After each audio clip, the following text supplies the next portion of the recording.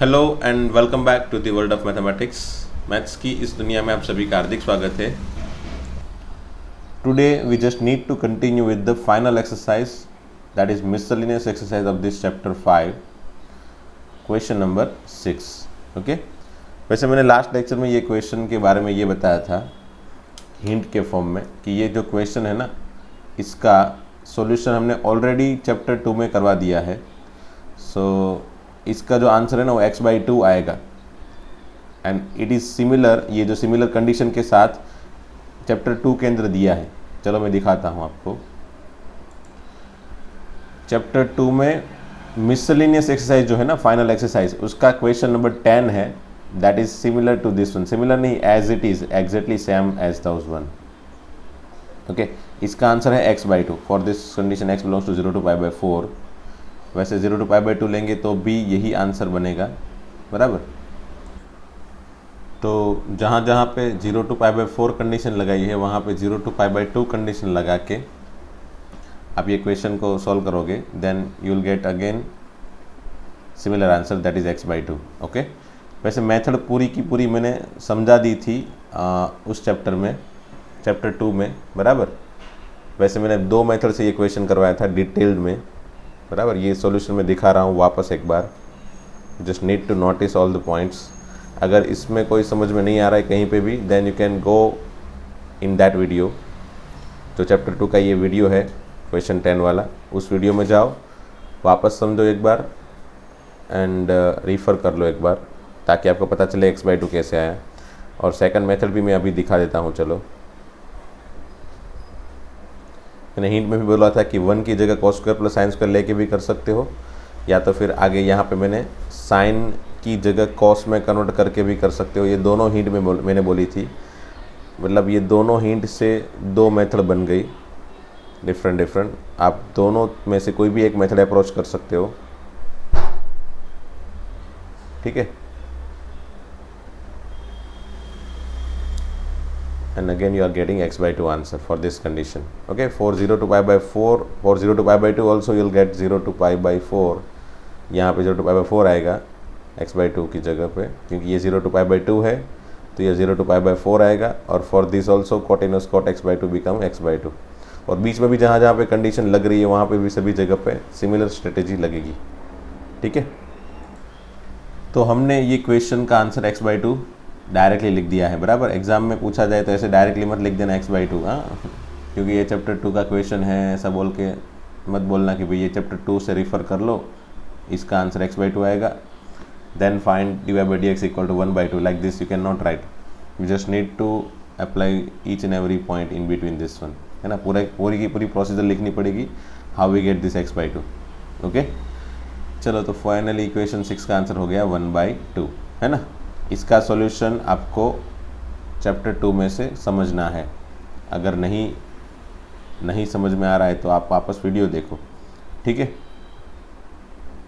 Question 7 again easy है, y = assume कर लिया, बराबर, क्योंकि ये वेरिएबल के पावर में वेरिएबल है। देन लॉग अप्लाई कर दिया, फिर ये ऊपर वाला जो लॉग है पावर उसको आगे भेज दिया।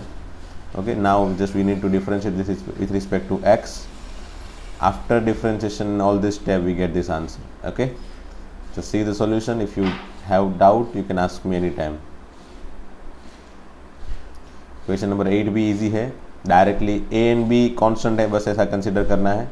तो इसको y पहले एज्यूम कर लिया, dy/dx फाइंड किया, तो cos की तरफ से देखे तो cos का माइनस साइन, बराबर, क्योंकि ये एक फंक्शन के अंदर दूसरा फंक्शन है, तो पहले cos की तरफ से देखा तो इसका डिफ्रेंशिएशन, फिर इसका डिफ्रेंशिएशन, ठीक है।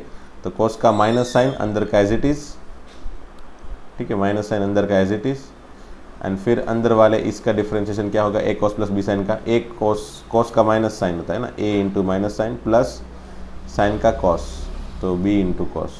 ओके, अब बस ये माइनस साइन को मैंने अंदर दे दिया, ये दोनों को बराबर ब्रैकेट के अंदर दे दिया, तो ये प्लस हो गया और ये माइनस हो गया। So that is what our answer. Okay, बाकी ये वाला स्टेप एज इट इज़ है, आगे वाला, ठीक है ना।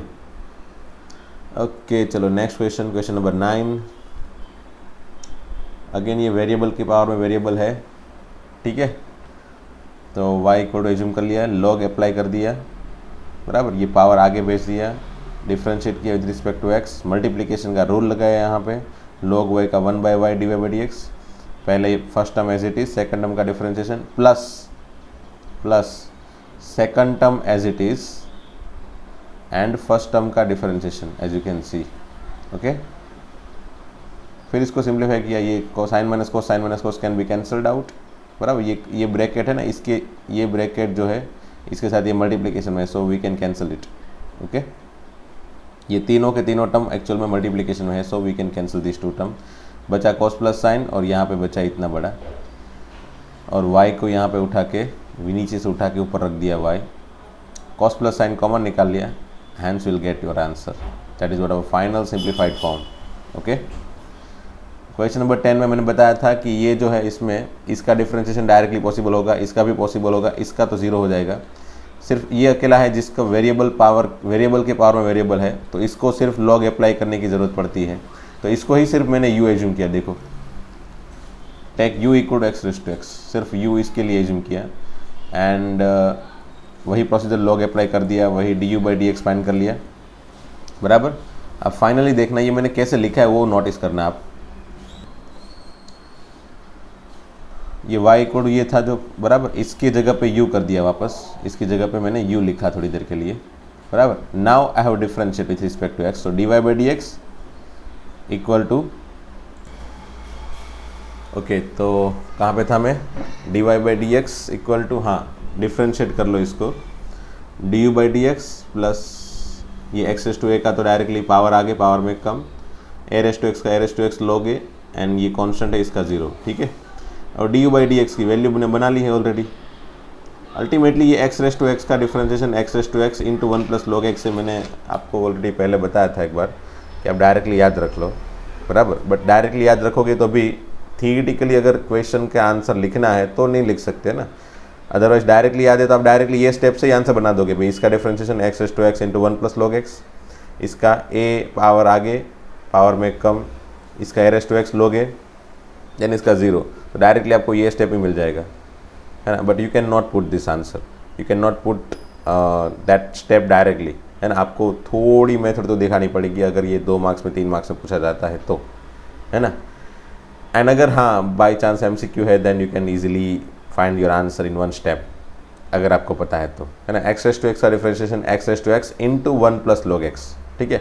और मैंने बताया था नीचे वेरिएबल ऊपर भी वेरिएबल, तो आपको डायरेक्ट शॉर्टकट टेक्निक भी बताई थी, बराबर, कि अगर ये x से पावर x है तो इसका डिफरेंशिएशन पहले तो ये एज इट इज़ इनटू, इसको कन्वर्ट करो कैसे, पावर को आगे एज इट इज़ लिख लो, बराबर, और इसको लॉग दे दो, इसको लॉग दे दो, बराबर। तो इसको लॉग दे दिया, और यहाँ पे जो क्रिएट हो रहा है उसका मल्टीप्लिकेशन का रूल यहाँ पे लगा दो, मल्टीप्लिकेशन का, डिफरेंशिएशन का मल्टीप्लिकेशन का रूल यहाँ पे लगा दो। Then x as it is log x का 1 by x plus log x as it is x का 1, ऐसे लगाओगे, ये x कैंसिल करोगे, you will get x raise to x into 1 plus log x always, है ना। ये शॉर्टकट टेक्निक से आप तुरंत एक स्टेप में आंसर बना सकते हो, बट मैंने जो बताया था उस हिसाब से आपको जब जो कौन सी मेथड ज़रूरत पड़ेगी वो अप्लाई करनी है ना। ऐसा नहीं कि चलो 2-3 मार्क्स में क्वेश्चन पूछा है और आपने शॉर्टकट अप्लाई कर दिया, या फिर 1 मार्क्स में MCQ पूछा है, या फिर 1 मार्क्स का कोई ऑब्जेक्टिव क्वेश्चन है और आपने इतनी लंबी लंबी मेथड दिखाई, है ना। सो मेथड जो भी चूज़ करो that is depends on marks, okay. Again similarly variable का पावर वेरिएबल है, ठीक है, वेरिएबल का पावर वेरिएबल, ये एक वेरिएबल है उसके पावर में वेरिएबल, यहाँ पे भी एक वेरिएबल उसके पावर में वेरिएबल, ऐसे 2 स्टेप है, ऐसे 2 स्टेप है, ठीक है, एक स्टेप और दूसरा स्टेप। तो जब भी ऐसे वेरिएबल रेज़ टू वेरिएबल वाले 2 स्टेप हो, तो या 2 या 3 स्टेप एडिशन में हो, we always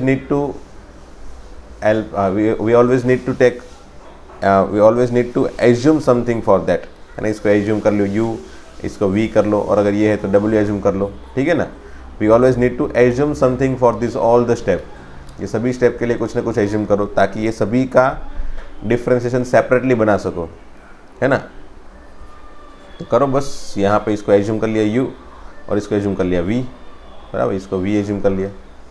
du by d x बनाने का तरीका वही है, लॉग अप्लाई करो, पावर आगे रखो, डिफ्रेंशिएट करो 1/u/du/dx, यहाँ पे मल्टीप्लिकेशन का रूल लगाओ। अब ये टेक्निक तो एज इट इज़ है ना, इसमें आपको और ज़्यादा समझाने की ज़रूरत है नहीं। सिमिलरली v इक्वल टू इसको एज्यूम कर लिया, बराबर। तो अगेन इसमें भी लॉग अप्लाई करो, ये लॉग में जो पावर है उसको आगे रखो, देन मल्टीप्लिकेशन का ये डिफ्रेंशिएट करो, यहाँ पे मल्टीप्लिकेशन का रूल, फाइनली dv/dx को सब्जेक्ट बना के you will get your answer. Then again last में वापस y equal to u plus v, है ना, u plus v। So with respect to अगर x डिफ्रेंशिएट करते हैं तो dy/dx equal to du/dx plus dv/dx, put कर दो वैल्यू, du/dx की वैल्यू यहाँ से पुट करो और dv/dx की वैल्यू यहाँ से पुट करो, है ना। From 1 and 2 we get our final answer. ठीक है, ये du/dx की वैल्यू है इतनी और ये dv/dx की वैल्यू है इतनी। Okay, now let us have question number 12। ये पैरामेट्रिक इक्वेशन है। पैरामेट्रिक इक्वेशन में मैंने क्या बताया था, dx/dt फाइंड करो, dy/dt फाइंड करो and then take ratio of that two. dy/dx equal to ये दोनों का रेशियो लोगे तो ये 6/5 12/10 कैंसिल करके ये sin t/1 minus cos t को देख के तुरंत हमारे माइंड में क्या आइडिया आना चाहिए, मैंने क्या बताया था, साइन है और cos जो है 1 के साथ है, माइनस के फॉर्म में हो या प्लस के फॉर्म में, इससे कोई मतलब नहीं है। बट साइन अकेला हो और cos 1 के साथ हो तब हमेशा ही ये 2 sin t/2 cos t/2 यही फॉर्मेट, और अगर 1 माइनस cos t है तो 2 sin स्क्वायर t/2, अगर 1 प्लस cos t है तो 2 cos square t/2। This things you always need to remember, है ना, ये हमेशा ही याद रखना है और हमेशा ही अप्लाई करना है ना। तो बस ये sin t/1 minus cos t में ये फॉर्मूला लगा दिया, जहाँ पे जो मैंने समझाया था वही, 2 cancel, sin cancel, we get cos by sine, ठीक है ना, that is cot t/2। Okay, तो इतने क्वेश्चन में मैंने हिंट दे दी थी, उसके मैंने सॉल्यूशन अभी दिखा दिए। Let us have question number 13। Okay, so let's start with the question number 13। वैसे ये क्वेश्चन में NCERT वालों ने क्या लिखा है बताया, उन लोग ने ऐसे बताया कि ये साइन इनवर्स एक्स है और ये जो है ना वो तो cos इनवर्स एक्स का फॉर्मूला है। सही है, हम कहाँ ना बोल रहे, सही है ना। cos inverse x equal to sine inverse √1 minus x square. cos inverse को साइन इनवर्स में कन्वर्ट करेंगे तो ये हो जाएगा, है ना, ये आपको पता है। तो using triangle rule, cos inverse x है ना तो x/1, तो ये x है ये 1 है, ठीक है ना। cos इनवर्स को साइन इनवर्स में कन्वर्ट करना है तो पहले क्या करते हैं हम लोग, cos इनवर्स में जो भी दिया है उसको ट्राइंगल में लिख लेते हैं। तो cos इनवर्स में एडजेसेंट साइड एंड जो डिनोमिनेटर में होता है वो हाइपोटेनस होता है, वो दिया है, एंड बेस्ड ऑन दैट हम ऑपोजिट साइड फाइंड करेंगे तो ये हो जाएगी √1 minus x square. Now if you find sine inverse something, तो साइन इनवर्स में क्या आएगा, तो साइन इनवर्स में opposite side by hypo, that is √1 minus x square by 1, मतलब यही हो जाएगा। सो बेस्ड ऑन दिस हम कह सकते हैं भाई cos inverse x equal to sine inverse √1 minus x square. तो साइन इनवर्स की जगह मैंने ये लिख दिया, ठीक है। अब ये तो हमको सिंपली पता है कि भाई ये तो π/2 है, sine inverse x plus cos inverse x is always equal to π/2, hence dy/dx equal to 0, ठीक है, ठीक है। हाँ, और यहाँ पे ये रीज़न लिख लेना, ये रीज़न लिख लेना। तो NCERT में जो आंसर है ना वो सिर्फ 0 दिया है, सिर्फ 0, बराबर। बट एक्चुअल में सिर्फ 0 नहीं आएगा आंसर, है ना, आंसर सिर्फ 0 नहीं आएगा। उसका रीज़न है ये जो फॉर्मूला है ना, this formula can work only for positive x. ये मैंने जब ये फार्मूला लिखवाए थे ना चैप्टर 2 में तभी बोला था कि we always need to assume that x is positive. ये सभी फार्मूला को लिखने के लिए मैंने x को पॉजिटिव एज्यूम करवा दिया था, x ग्रेटर देन 0, ठीक है ना। तो अगर समझ लो मैं एक्चुअल में इसको कैलकुलेट करने जाऊँ, मतलब एक्चुअल मेथड देखने जाओ, तो एक्चुअल मेथड में क्या होगा, 2 केस हो जाएंगे, बराबर। केस 1 तो ये हमने लिख लिया यहाँ पे। केस 1 क्या होगा, in case 1 what I can write, case 1 में मैं x सिर्फ पॉजिटिव ले रहा हूँ, पॉजिटिव मतलब 0 से बड़ा और 1 से छोटा, है ना, 1 से तो छोटा ही लेना है, ठीक है, और इक्वलिटी लगा सकते हो 0 के पास भी, ठीक है। तो ये केस 1 ले रहे हो, और in this case you can write that cos inverse x equal to that sine inverse √1 minus x square, बराबर। या फिर sine inverse under root of 1 minus x square equal to cos inverse x. तो based on that y equal to जो भी था ना वो sine inverse x plus cos inverse sine inverse x plus sine inverse under root of 1 minus x square, इसकी जगह cos inverse x लिख लो, ठीक है। So that is equal to pi by 2 y, so dy by d x equal to 0। In first case only we get this answer, है ना। ये first case ही हमने सिर्फ सॉल्व किया है, उन लोग ने सिर्फ फर्स्ट केस सॉल्व किया है, that is x between 0 to 1, है ना। बट अगर केस 2 लेते हैं हम लोग इसमें, तो केस 2 में क्या होगा भाई, x नेगेटिव होगा, है ना, -1 से लेके 0 तक, ठीक है। अब जब x नेगेटिव है तब ये फॉर्मूला कैसे वर्क करेगा, तो उसके लिए हम क्या सोचते हैं, जब x नेगेटिव है तब ये फॉर्मूला कैसे वर्क करेगा, उसके लिए मैंने एक मेथड दिखाई थी चैप्टर 2 के जेडब्ल्यू पोर्शन में। मैंने एक मेथड दिखाई थी कि जब x नेगेटिव हो तो ये कन्वर्जेशन में क्या होता है। तो जब x नेगेटिव हो ना, तो कन्वर्जेशन करने के लिए हम ऐसे करेंगे, let x equal to -y, ऐसा एज्यूम कर लेंगे पहले। तो अब चालू करते हैं, cos inverse x equal to cos inverse of -y, ठीक है। दैट इज इक्वल टू, अब माइनस आगे लिख लेते हैं, माइनस मतलब pi minus cos inverse y, है ना, pi minus cos inverse y। अब कॉस इनवर्स y की जगह में sine inverse under root of 1 minus y square लिख सकता हूँ क्या, तो हाँ लिख सकता हूँ। क्यों, क्योंकि जब x नेगेटिव है तब y तो पॉजिटिव है ना, इसलिए तो मैंने x equal to minus y assume किया, क्योंकि x नेगेटिव है। अब इसमें x की कोई भी नेगेटिव वैल्यू रख लो, -2, -3, -5, -0.1 whatever, then you will always get y positive, है ना। तो when x negative definitely y positive. तो y अगर पॉजिटिव है तो ये कन्वर्जेशन पॉसिबल होगा ना, कॉस इनवर्स का आंसर साइन इनवर्स में लिख सकते जब y पॉजिटिव है तब, है ना। जैसे यहाँ पे x पॉजिटिव था तो cos inverse x equal to sine inverse under root minus x को लिख सकते थे। x पॉजिटिव था इसलिए ये कन्वर्जेशन डायरेक्टली पॉसिबल है, वैसे ही y पॉजिटिव है इसलिए ये कन्वर्जेशन डायरेक्टली पॉसिबल है। कॉस इनवर्स y का sine inverse under root of 1 minus y square के फॉर्म में डायरेक्टली कन्वर्जेशन पॉसिबल है, ठीक है। तो बस अब तो लास्ट में आंसर जो है वो y के फॉर्म में नहीं होना चाहिए ना, x के फॉर्म में होना चाहिए। तो x के फॉर्म में लिखने के लिए मैंने क्या किया, वापस कन्वर्ट कर लिया। y की जगह अगर मैं लिखूँ तो क्या होगा, -x, है ना, y इक्वल टू -x होगा। तो यहाँ पे y की जगह -x का स्क्वायर, और स्क्वायर है इसीलिए मैंने डायरेक्टली ये लिख दिया। तो finally what I get here, cos inverse x की वैल्यू मुझे ये मिली, है ना। पहले में कौन सी मिली थी, कॉस इनवर्स x की वैल्यू ये directly when x positive, but when x negative I get this one, cos inverse x equal to pi minus sin inverse under root 1 minus x square। तो anyhow sin inverse of under root 1 minus x square equal to क्या होगा भाई, तो pi minus cos inverse x। So let us put it over here, over there। Now as we know that y equal to sin inverse x plus sin inverse under root of 1 minus x square, ये है बराबर। इसमें replace कर लो, sine inverse under root 1 minus x square की जगह replace कर लो इसको,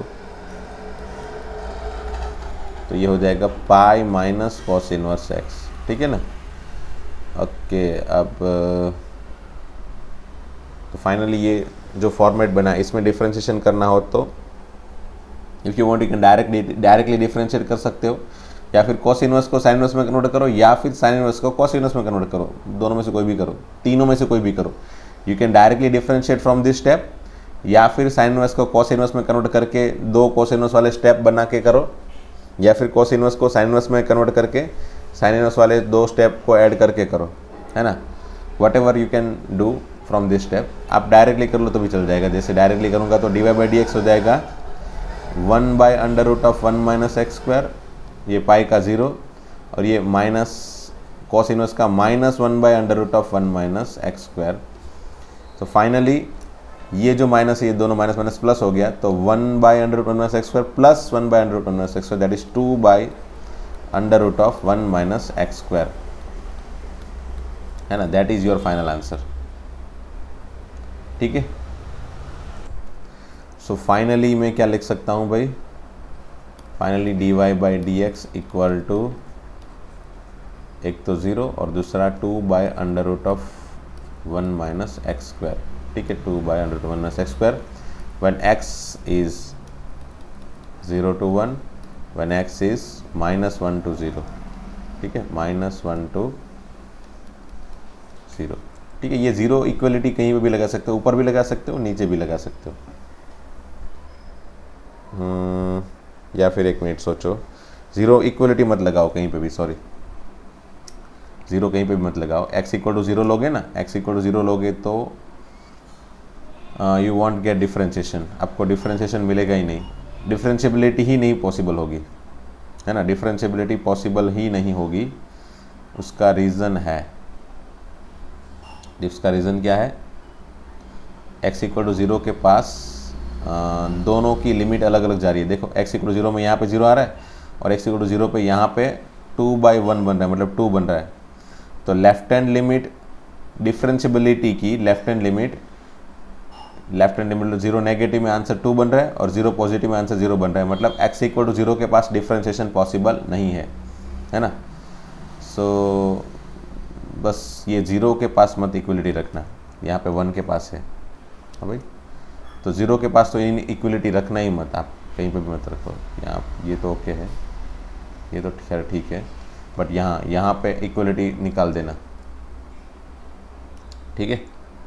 0 less than x less than और इक्वल टू 1 और यहाँ पे -1 से 0, बट 0 के पास डिफरेंशिएबिलिटी पॉसिबल नहीं है। उसका रीज़न मैंने क्या बताया, 0 के पास अगर आप 0 पॉजिटिव वाले केस में dy/dx की वैल्यू बनाओगे, फॉर 0 पॉजिटिव केस में तो आंसर dy/dx का 0 है, एंड 0 नेगेटिव के केस में dy/dx का आंसर 2/1 माइनस x की जगह 0 रख दो, 0 नेगेटिव मतलब 0 रखो x की जगह पे, सो 2 है ना। सो dy/dx LHS साइड से 2 आ रहा है एंड dy/dx RHS साइड से 0 आ रहा है, तो ये दोनों अलग अलग है, इसीलिए डिफरेंशिएशन पॉसिबल नहीं है। डिफरेंशिएबिलिटी पॉसिबल कब होगी, जब LHS एंड RHS दोनों साइड से dy/dx सिमिलर हो तब। तो x इक्वल टू 0 के लिए डिफरेंशिएशन पॉसिबल नहीं है। ओके, तो वैसे ये क्वेश्चन में बहुत बहुत बहुत बहुत बहुत ज़्यादा एरर है, ऐसा सोच सकते हैं। ये क्वेश्चन ऐसा नहीं पूछा जाना चाहिए, क्योंकि ये -1 से के 1 के बीच में x इक्वल टू 0 है, तो x इक्वल टू 0 के पास तो डिफरेंशिएशन पॉसिबल ही नहीं है, बराबर। And again x equal to 0 के पास डिफरेंशिएशन पॉसिबल नहीं है, फिर भी उन लोग ने क्वेश्चन तो पूछ लिया, आंसर उन लोग ने सिर्फ 0 लिखा है ना, सिर्फ 0। सो डेफिनेटली कहीं कहीं पे तो एरर है बहुत सारी, बराबर। हमको एक्चुअल मेथड से जाने की प्रैक्टिस रखनी है, बराबर, एक्चुअल मेथड से जाने की प्रैक्टिस रखनी है। Any how you can give this answer in exam also. अगर इस तरह का आंसर एग्ज़ाम में दे रहे हो तो definitely they will not say that it is wrong, है ना। ये रॉन्ग तो नहीं समझेंगे वो लोग, क्योंकि आप लोग ने उन लोग का आंसर तो दे दिया, 0 तो आंसर दे ही दिया है केस 1 का, एंड केस 2 का आंसर आपने अलग से ये बना के दिया, then it will make positive impression only, okay, negative तो नहीं ही बनाएगा, ठीक है। तो ये हो गया क्वेश्चन नंबर 13।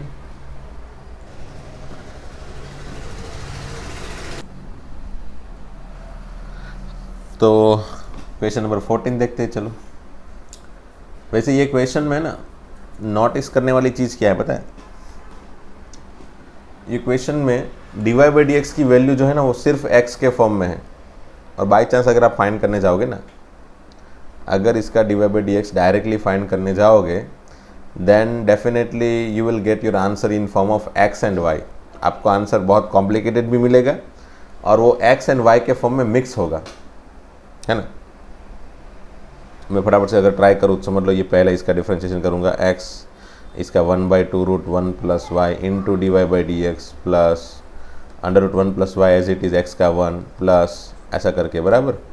फिर y as it is √1/2√1 plus x into plus √1 plus x as it is y का dy/dx। फिर dy/dx वाले दोनों जो स्टेप है, ये वाला और ये वाला, उसको साथ में रख के अगर मैं dy/dx की फाइनल वैल्यू बनाऊँ तो फिर वो मुझे मिलेगी √1 plus y plus y/2√1 plus x, नीचे √1 plus x plus x/2√1 plus y, ऐसा, बराबर। एंड अगर इसको मैं सिंप्लीफाई करने जाऊंगा तो भी मुझे I don't think so I will get this answer.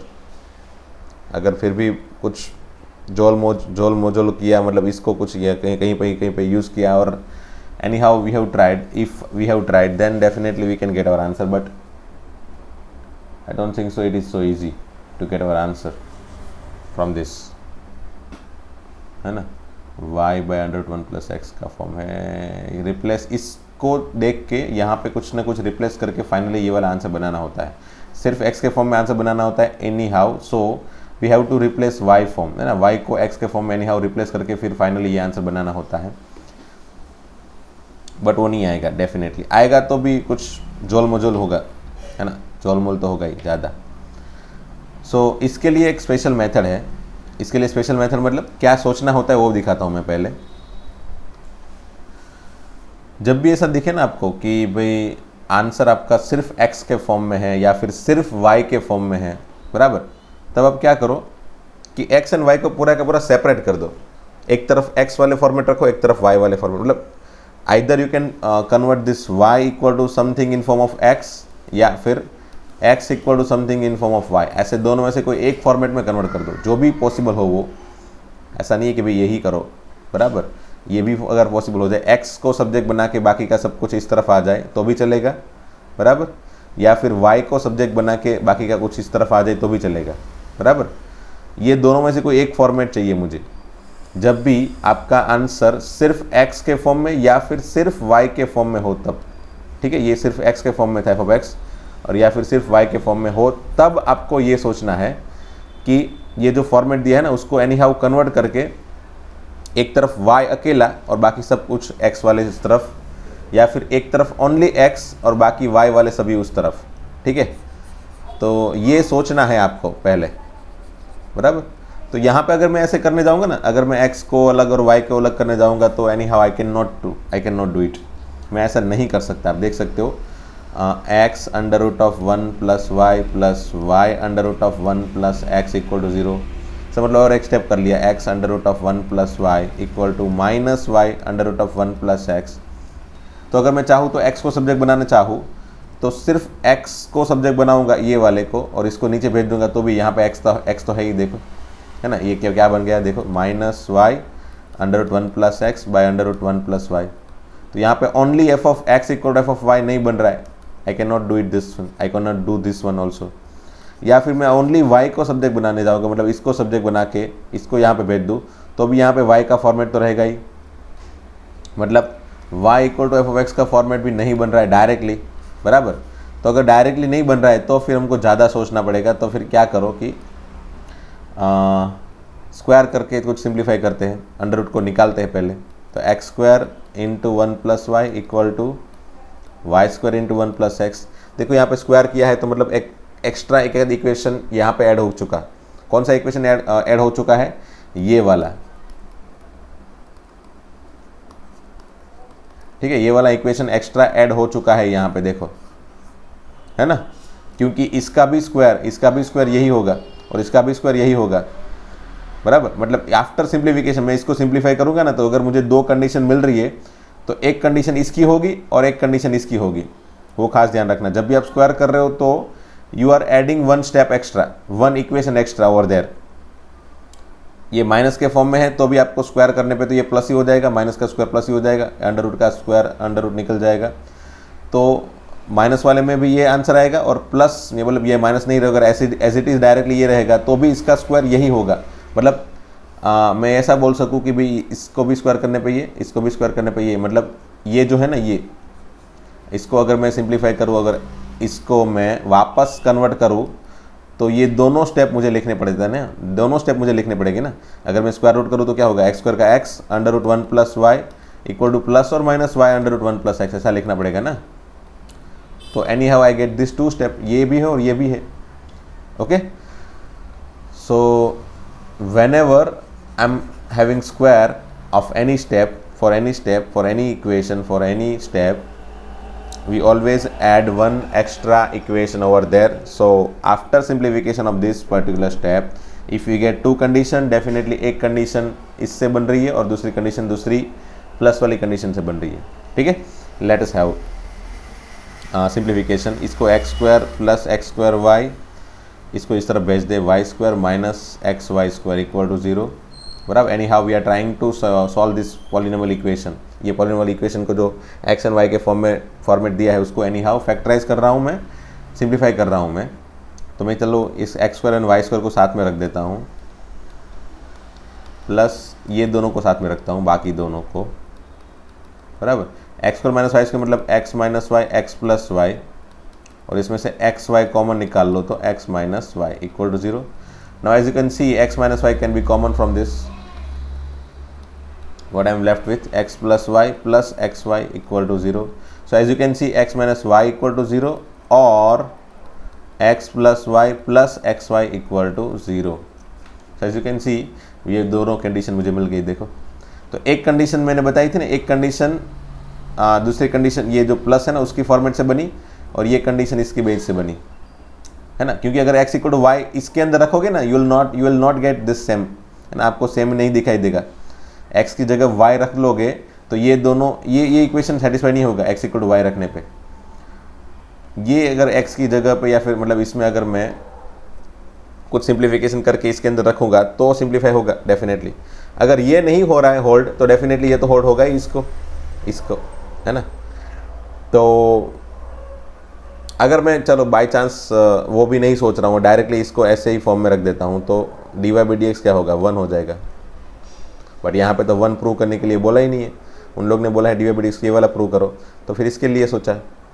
अब मैंने क्या बताया था, we always need to try in such a way that या तो y इक्वल टू समथिंग के फॉर्म में या फिर x इक्वल टू समथिंग के फॉर्म में बनाओ। तो यहाँ पे dy बाई डी एक्स बनाना है ना, तो y इक्वल टू समथिंग के फॉर्म में बनाने की कोशिश करो।